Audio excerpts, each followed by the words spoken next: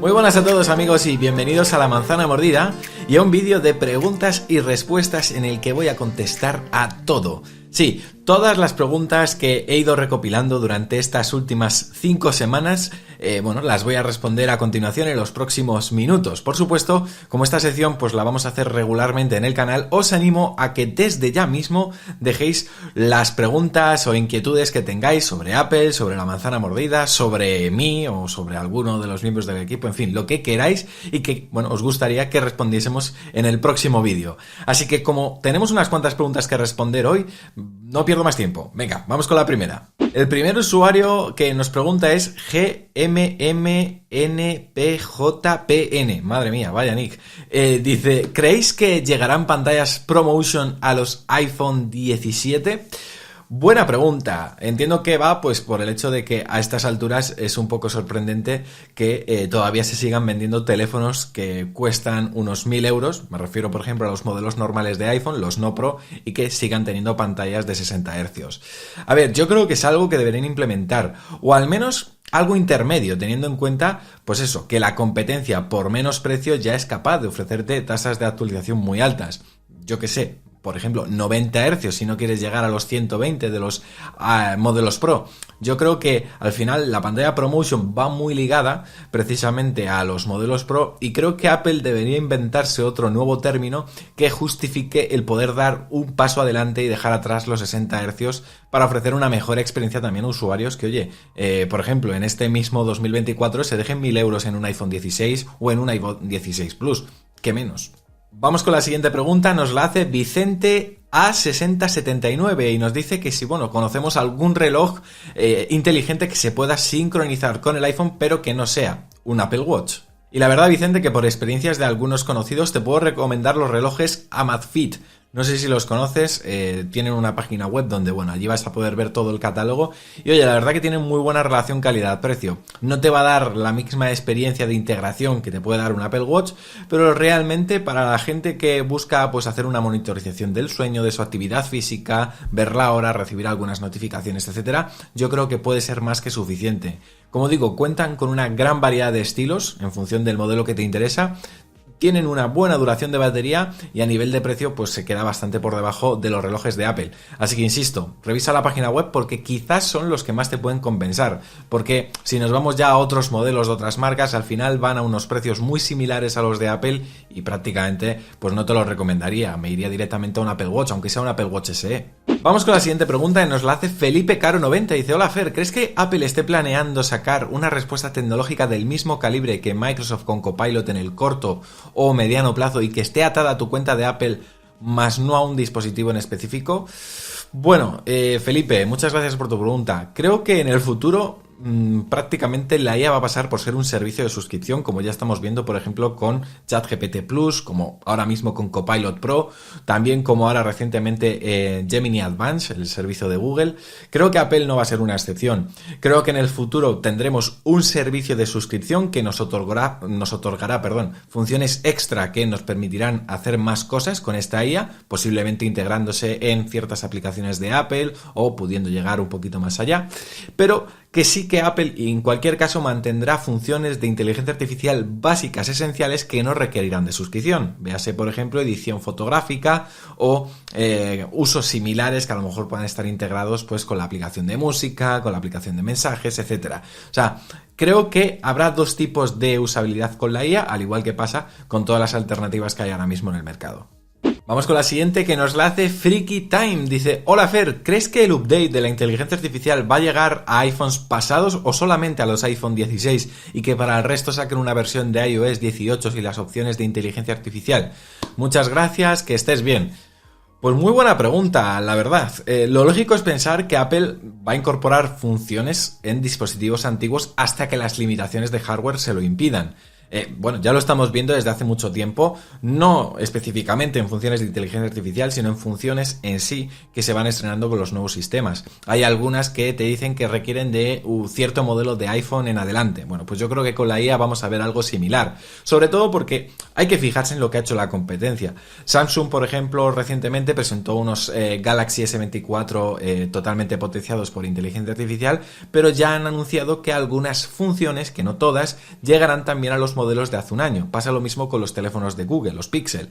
Por tanto, creo que los iPhone de Apple efectivamente van a recibir mejoras de inteligencia artificial no solo en los modelos más recientes, sino también en algunos modelos antiguos. Ahora bien, creo que el iPhone 16 se guardará alguna función exclusiva, no me cabe duda. Vamos con Dani de Beltrán, dice: hola al equipo de la manzana mordida, mi pregunta es la siguiente: ¿en qué orden me recomiendan pasarme para el ecosistema de Apple en este 2024? Saludos desde Cuba. Pues la verdad que lo tengo bastante claro, en 2024 o el año que sea. Empezaría por el iPhone, yo creo que es el mejor punto de entrada a un ecosistema de Apple. Le seguiría con un Apple Watch por la integración que tiene y por lo que te va, bueno, yo creo a incitar más poder a realizar uso de ciertos servicios como Apple Fitness Plus, etcétera.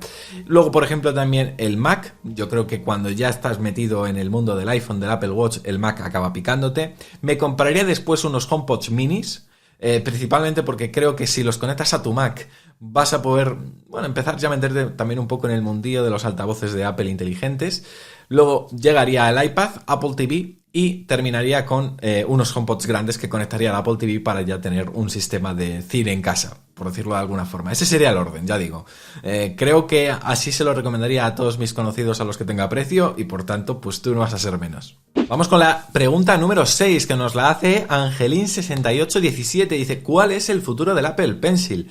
Muy buena pregunta para todos los que estáis esperando una futura versión del Apple Pencil, que además parece ser inminente. Pero bueno, vamos por partes. Una patente reciente ha sugerido que, bueno, Apple podría incorporar una cámara en el Apple Pencil. A ver, esta cámara no estaría destinada a tomar fotos, sino a proporcionar funcionalidades, bueno, pues para los usuarios que sean mucho más creativos, ¿no? Por ejemplo, los sensores ópticos de la cámara se dice que, bueno, con la ayuda de software podrían identificar el color y la textura de una superficie externa, ¿vale? Esta funcionalidad, pues oye, puede ser útil para trabajos de diseño que requieren información visual de objetos reales. Por ejemplo, por poner un caso práctico, este Apple Pencil del futuro podría utilizarse para capturar los parámetros de una pared, una alfombra o, bueno, otras superficies. Pero bueno, este parece un Apple Pencil más a largo plazo. El más reciente, que sería el Apple Pencil de tercera generación, podría tener puntas magnéticas intercambiables, lo que, bueno, permitiría a los usuarios cambiar las puntas según sus necesidades, ya sea para dibujar, para escribir, etcétera. Y también se ha sugerido un posible cambio de diseño, con un Apple Pencil que podría ser más corto, con un acabado brillante y una punta algo más gruesa. También había otro rumor recientemente que, bueno, sugería la posibilidad de que el Apple Pencil 3 también tenga una opción de color extra, que sería de color negro. Así que veremos si se cumple. Vamos con la pregunta que nos hace Adriano Wong 496. Dice: ¿deseas usar el modo oscuro o modo claro y por qué? A ver, si tengo que elegir entre un modo u otro, me quedo con el modo oscuro. Primero, por lo cómodo que resulta poder trabajar en el iPhone, en el Mac, con las ventanas de color oscuro. Hacen menos daño a la vista o cansan menos, pero sobre todo por la eficiencia energética. Si este modo oscuro lo combinas con un iPhone, por ejemplo, que tenga panel OLED, y un fondo de pantalla negro, vas a ahorrar batería. Esto es algo que mucha gente no sabe, pero los paneles OLED funcionan de esa forma. Cuando están, digamos, mostrando contenido negro, son píxeles apagados, realmente es un negro real, a diferencia de los paneles LED que sí que iluminan esos píxeles. Claro, por tanto, si combinas el modo oscuro con un panel OLED y un fondo de pantalla negro, también vas a ahorrar batería. Así que por eso yo siempre lo prefiero antes que el modo claro. Vamos con la octava pregunta que nos la hace Lois Pinzón 2592. Dice: ¿vale la pena el Apple Watch Ultra 2 para este 2024? Pues yo te diría que sí, que es una gran opción si no compraste, por ejemplo, el Apple Watch Series 1. Yo tengo el Series 2 y la verdad que, bueno, es un gran salto respecto a la serie normal. Con respecto al Apple Watch Ultra 1, ¿no? Así que obviamente pues no te lo aconsejaría si tienes el Ultra 1, pero si no has probado ningún modelo Ultra, de verdad no te vas a arrepentir. Vas a disfrutar de una pantalla más grande, vas a disfrutar también de funcionalidades extra con el nuevo botón de acción. Por supuesto, la pantalla es más brillante, lo cual te va a permitir usarla sin ningún tipo de problema, aunque estés en zonas con mucha luz, pero sobre todo la batería. La batería es una pasada, así que bueno, en ese aspecto pues son puntos a favor de este modelo con respecto a la serie normal.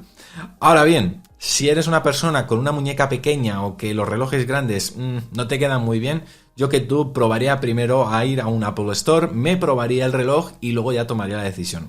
Pero si te refieres así, a nivel de características, merece la pena, y si creo que se acerca un Apple Watch Ultra 3 con funciones que hagan que merezca la pena esperar, yo te diría que no. Yo te diría que efectivamente creo que es un buen momento si te planteas comprarlo.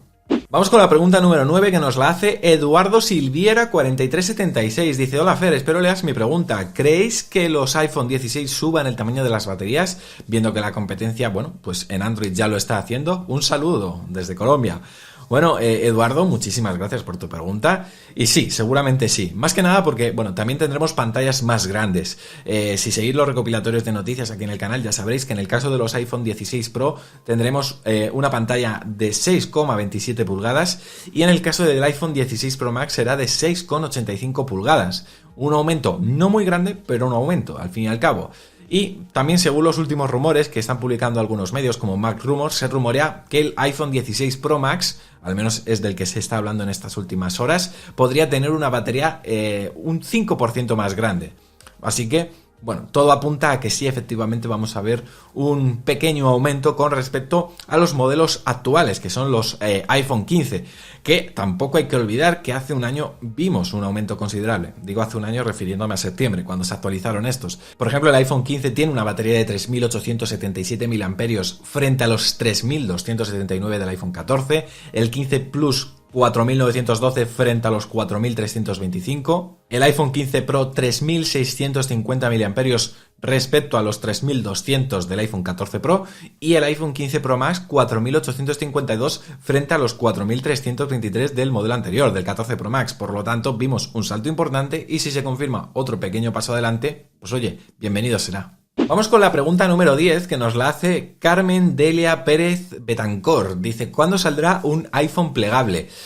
Bueno, a ver, según lo que sabemos, Apple está trabajando en al menos 2 modelos de iPhone plegables. Sin embargo, también os digo, no se espera que estos 2 modelos de iPhone estén disponibles en el corto plazo, ¿vale? Según una fuente, no deberíamos saber nada acerca de estos iPhone plegables, al menos hasta 2026. Ahora bien, ambos modelos tendrían un estilo de pliegue horizontal, es decir, al estilo clamshell, pues que es similar a los Motorola de antaño o a los Samsung Galaxy Z Flip 5. Esto, pues permitiría a Apple, un iPhone plegable con una pantalla de buenas dimensiones que al mismo tiempo cabría bien en nuestro bolsillo. Con respecto a ambos modelos, ¿en qué se diferenciarían si mantienen el mismo estilo de apertura? Bueno, pues por el tamaño de sus pantallas. Esas serían las mayores diferencias que tendrían uno y otro modelo. Algo similar a lo que venimos viendo entre los modelos normales y los modelos Pro o los modelos Plus. También se sabe que, algunas de las funcionalidades que podrían incorporar son la compatibilidad con Apple Pencil, un teclado dividido y, la posibilidad de trabajar con múltiples aplicaciones abiertas simultáneamente. En fin, según sepamos más, pues ya sabéis que aquí os lo contaremos. Vamos con la pregunta número 11 que nos la hace Mr. Akzárate. Dice: ¿creen que próximamente podamos ver con el iPhone o con el Apple Watch la incorporación de una función para medir el azúcar en sangre? He visto relojes chinos que supuestamente ya lo hacen, más como guía, pero es mejor tener una idea de cómo está tu familiar con diabetes que andar a ciegas. Pues se sabe que Apple ha estado trabajando durante años en la incorporación de un sensor de glucosa en sangre para el Apple Watch. Es un secreto que, ya lo sabe mucha gente. Según las filtraciones más recientes, Apple, sí, ha logrado avances prometedores en el desarrollo de esta tecnología y, está desarrollando un chip de fotónica de silicio que utiliza espectroscopía de absorción óptica para iluminar diferentes capas de la piel y así poder conocer el valor de la glucosa. Y a pesar de que están haciendo grandes avances, también os digo que la tecnología aún se encuentra en una fase temprana de desarrollo y todavía tienen desafíos que superar, por lo que no se espera en un corto espacio de tiempo. Lo más inmediato, según Mark Gurman, sería, por ejemplo, la incorporación de funciones de monitoreo de la presión arterial y también detección de apnea del sueño. Sin ir más lejos, esto lo podríamos ver en los Apple Watch que saldrán este año. Yo mismamente, 4322, pregunta: hola Fernando, ¿qué tal funcionan los nuevos Mac con los juegos? ¿Cuál me recomendaríais? A ver, Te puedo decir, van muy bien. Todos los chips de la serie M3 cuentan con una GPU de última generación que, bueno, representa el mayor avance en arquitectura gráfica que ha tenido hasta ahora los chips de Apple. Por tanto, te van a rendir muy bien. Además, no solo la GPU es más rápida y eficiente, sino que Apple incluyó una nueva tecnología de almacenamiento llamada Dynamic Caching, que a diferencia de las GPU tradicionales, que bueno, tienen una asignación de memoria estática, esta tecnología permite la asignación de memoria local en tiempo real en el hardware. Y bueno, esto significa que solo se utiliza la cantidad precisa de memoria necesaria para cada tarea. Además, ya sabéis que gracias a estos nuevos chips, por primera vez el Mac ofrece pues prestaciones de renderizado como el sombreado de malla y el trazado de rayos por aceleración de hardware, lo cual hace que puedas disfrutar de los mejores gráficos posibles en juegos de última generación. Algunos que te puedo recomendar, pues por ejemplo el Baldur's Gate 3, el Lies of P, Death Stranding, Resident Evil 4 Remake, el Grid Legends, los Sims, que yo juego a los Sims, en fin, son algunos. Y con respecto a los Mac, pues bueno, es que ya depende mucho de tu presupuesto, de los usos que le quieras dar, etcétera. Si quieres, déjame una nueva pregunta y el mes que viene, dentro de 5 semanas, cuando hagamos otra vez este vídeo, pues trato de responderte. Y vamos con la pregunta número 13, dice: Fer, tengo una pregunta importantísima. ¿Cómo puedes ir en manga corta con el frío que hace? Y ahora la pregunta de verdad. ¿Habéis planteado recuperar el podcast que hacíais años atrás?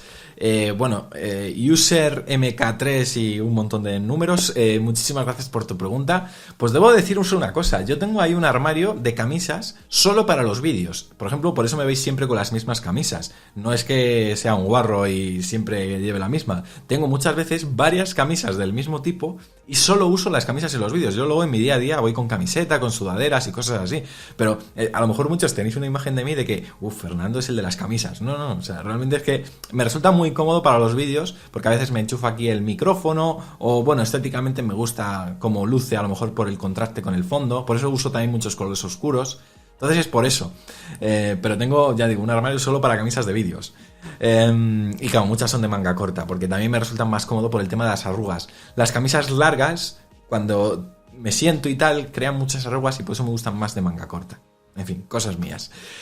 Con respecto a la pregunta sobre el podcast, no, la verdad que ahora mismo ya sabéis que tenemos la Manzana Mordida Plus, que es el podcast que ofrecemos para los suscriptores y entraría mucho en conflicto con un podcast en abierto. Que yo, por supuesto, pues entiendo que a mucha gente os gustase y demás, pero bueno, entended que nuestro tiempo al final cada vez es más limitado, ¿no? Estamos metidos en 20.000 fregados. Ese podcast en abierto lo hacía otra persona que ya se fue del equipo.